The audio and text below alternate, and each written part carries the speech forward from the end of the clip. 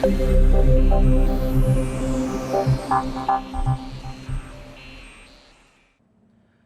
it's Mike from 24 Hour Solar Power here, and today we're talking about our 48 volt 5 kVA kit and what it can and can't do.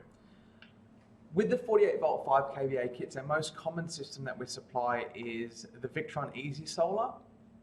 These are great when it comes to a brand new build. You don't have any circuit breakers and stuff like that because it actually comes with it all. So the Easy Solars are pretty good like that. If not, we can pre-build a subboard, put it there, and your electrician can hook everything up to that. So this is basically what they look like installed with the 48 volt 5 kVA Easy Solar. So the minimum with these ones here is basically cut the battery. So this is what it sort of looks like once it's installed. They require to be in a lockable room or a room that requires accessing by a tool. So this customer here is built in a little room, and there's a door that goes on here. You can see that's sort of the door jamb. So this is lockable. You want the room to breathe, be cool, and not get hot. So he's put some tiles in here to help with the temperature regulation. And in this situation here, battery cover is not required purely because it's in a lockable room on a nice cool floor. So that's what that sort of looks like there. And I'll give you another example of, in farm sheds. This here is one we whacked in a farm shed. We've supplied this cupboard. These cupboards can add a bit of cost to the cost of the system, purely because they're IP rated, they've got fans, all that sort of stuff in them to vent and to protect their fully lockable cabinet. These here in reality could actually go outside and wouldn't actually require to be in this shed, and we had it put in the shed just for a bit more protection to look after the system. So yeah, that's what they sort of look like install these 48 volt 5 kVA Easy Solars. Let's get into what the quote looks like and what the system can and can't do. All our systems, we offer customers a choice of solar panels. All really comes in your budget. Panels can be one of the biggest things that changes the price of a solar system, and a lot of companies will use really good inverters, really good batteries, or they use really cheap batteries, one of the two. And panels is where everyone thinks that panels are just panels, and they're not. The biggest price difference, I suppose, from our point of view on these systems, a poly panel is always cheaper than a mono panel. And a mono panel will outperform a poly panel over the period of time. But basically from 24 Hour Solar Power, when you're getting a design from us, what it is really the warranty. These are a full 12-year combined warranty. They do have a 25-year performance warranty, which in my opinion is not worth the paper it's written on. And the SunPower have a 25-year combined warranty. So it's a full warranty for 25 years. And these ones are a 12-year warranty, and I really only talk about the warranties that's going to cost you or me money, basically. So in 12 years, if anything happens to this panel, it'll be covered under warranty, and this one here in 25 years. So that's your options. With SunPower, they do have two panels. From an early on point of view, we've got a couple of these two different panels on our testing roof out the back. It's more the longevity at the end of the 20, 25 years, or sort of after that 10-year mark, the real difference between these two panels. This SunPower Max-End panel's got a full copper sheeting on the back. You look at most solar panels, like these poly panels, they've got lots of little lines on the front. They're all little solders. And what mainly fails in solar panels is those solders, because in Australia we have such extreme heat and cold in the one day. We can wake up in some of the areas in the Great Divide Range where it's minuses, and then we're at a 30-degree day later on that day. So the solders break. This type of panel have minimized those solders on the front of the panel, so there's a lot less connections between this one and this one. And these ones here got a full copper sheeting on the back, which allows, it's a patented single stitch design, which makes these SunPower panels really going to perform over the 25 years. A lot better than anything else that we sort of offer. So that's the sort of real difference. And if you select the options of the panels, you've got three different choices. We will normally supply you a choice depending on your budget. We try and maximise, get you the best, biggest quality system as we can for your budget. So it's really important that we can understand what you're looking to spend, so we can really help you maximise that. With the racking that we supply, there's two different types of racking, Radiant or Clenergy. They're both premium racking. It's going to come down to where you are based of what we supply. Pretty much anywhere from Newcastle to Queensland. If we supply a system up there, it's normally the radiant that we supply because all the wholesalers have it. It's easy to get hold of up in northern New South Wales or northern Australia, and most of the wholesalers stock Clenergy down south. So we try and supply a racking that's going to be close to where you're at. If we're installing the system, we're always going to supply radiant. Just try and make your life easy to get. So it's more really a wholesale thing. These two are probably the radiant is a more premium racking kit. Yeah, so it is a couple of $100 more expensive. If we're installing radiant, if we're installing a system, we always use radiant. From an installation point of view, it just saves time for us as a business. Now, panel angle is one of the most important things that you'll do. There's a lot of information on the internet about the panel angles, keep it flat to your roof, and that's great for a grid connected solar system.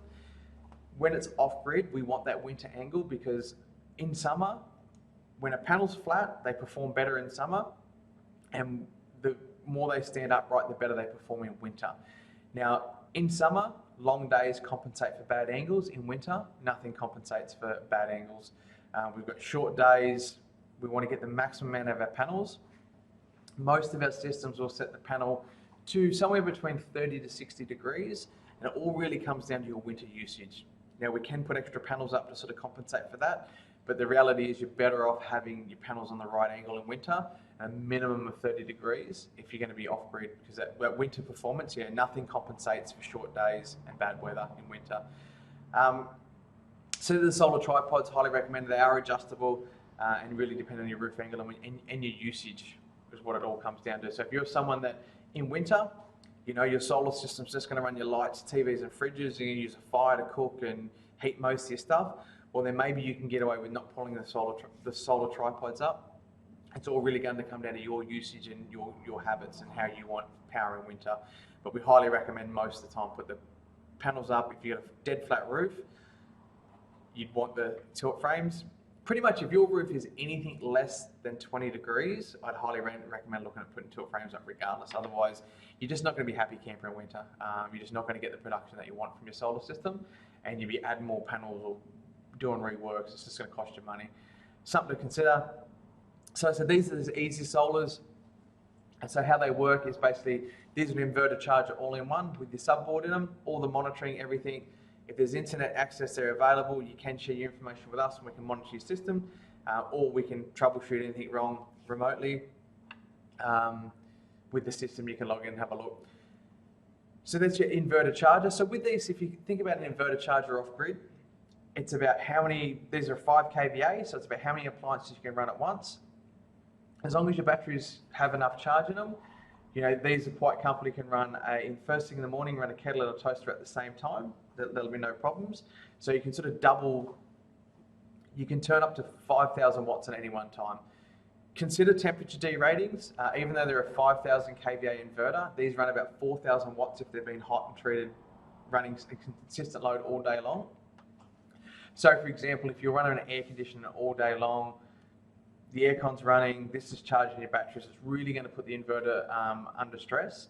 And what we highly recommend is that if you consider running an air conditioner or a heavy load that's going to run all day long, we recommend putting in these grid connected inverters in, or what we call an AC coupled inverter. So in this system design here, we rack 4 panels direct to batteries, so literally they'll charge directly to your batteries of a day. And these AC coupled inverters, these are designed to run flat out all day, every day.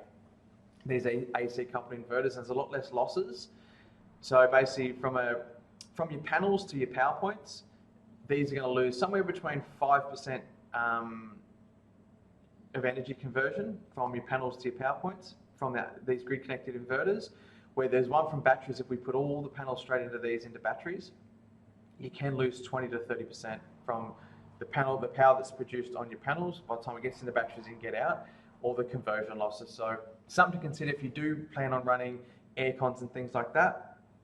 And with these grid connected inverters, we can actually put 1-to-1. So we can put a 5 kilowatt off-grid inverter here, a 5 kVA off-grid inverter, and we can also put a 5 kVA AC coupled inverter, which basically allows, we can put 6.5 kilowatts of panels into this, and we can put 6.5 kilowatts of panels into this.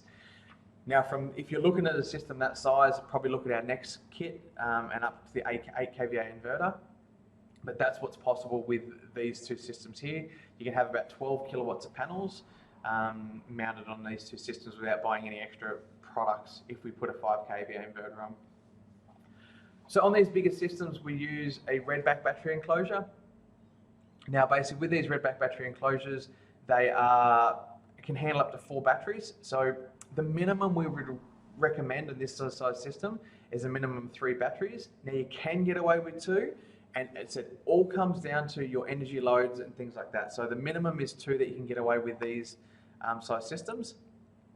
And so this system here is a 5 kVA. It's got a minimum of 2 batteries in there. We would recommend to put 3 in, but like I said, you can get away with 2. It all comes down to both those customers don't have air conditioners. It's just lights, TVs, fridges, kettle, a toaster, run a microwave, things like that.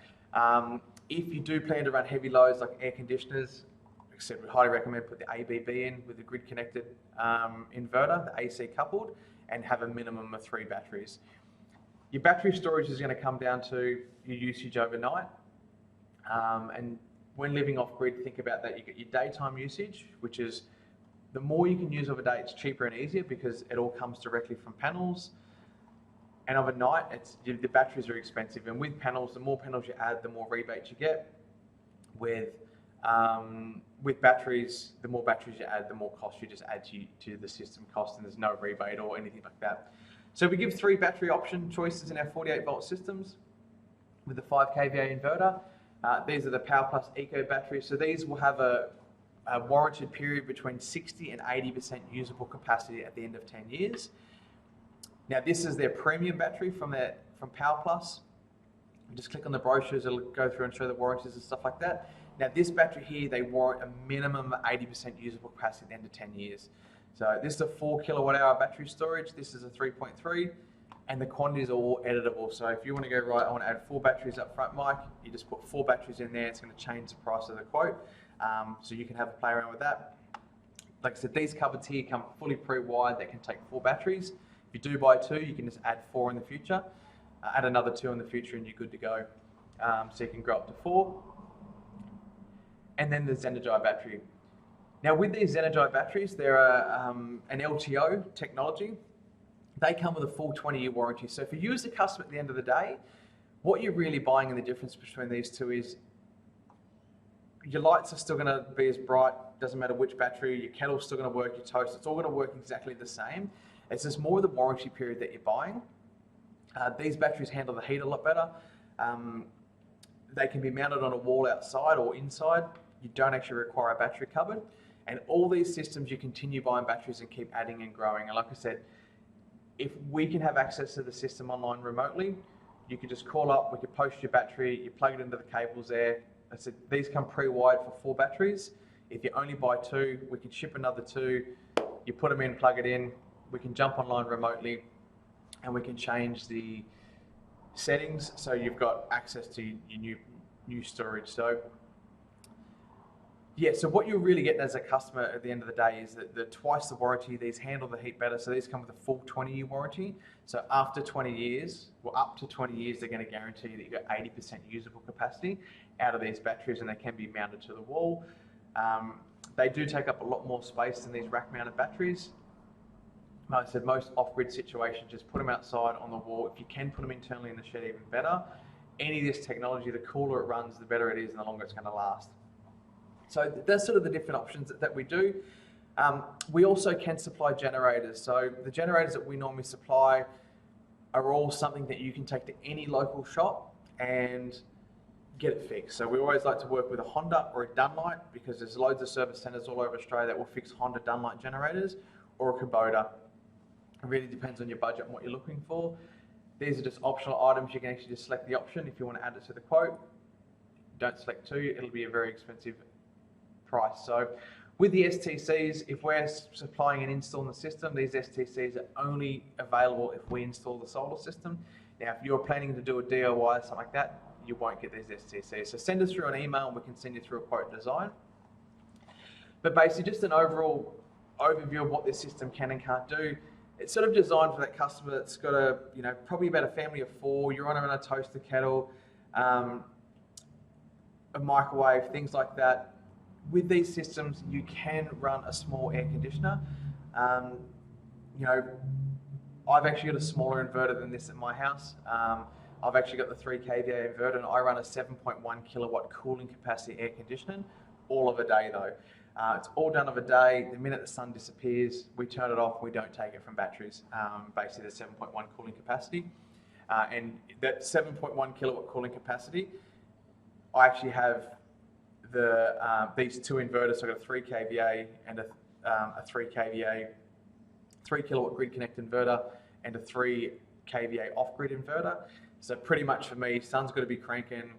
Optimum thing in the middle of the day, turn the air conditioner on, because it pulls about 2,500 watts when the air conditioner first starts up, and then as the day goes on, it drops down to about 1,300 watts. With most of this stuff going off grid, the best money you will spend is energy efficient appliances when you're doing your build, which I've got another video which I'll link in the description below in this playlist, so you can see what things I recommend if you are lucky enough to build from scratch.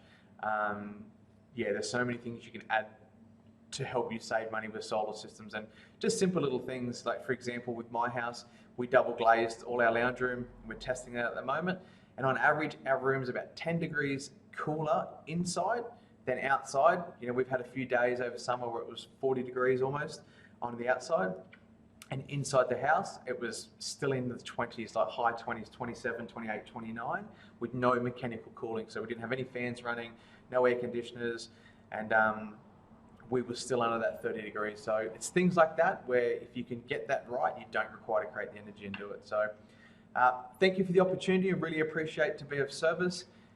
If you want an itemized quote, design, send us through an email. The link will be below, and we'll get something to you. And hopefully we can be a part of your DIY or fully installed journey of going off grid. So thank you. Have a great day.